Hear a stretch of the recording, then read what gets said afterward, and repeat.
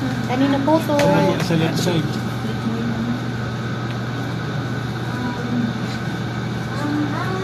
Police? Today is about electrical hazard. Saan yan?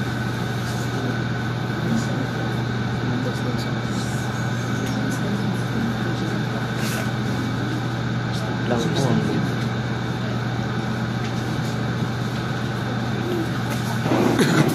What is electrical hazard? Electrical hazard is a situation where a worker or individual Nakuha nyo? contact with an energized Nandun part sa inyo? of the electrical system. Iyan sa Especially, bahay. leading to ang electrical hazard po is isang hazard na maaari natin pinamatay or Ano yun? sa injury sa mga workers dahil po meron po ito Sumuha talaga siya. Ano yan? kuryente Secret.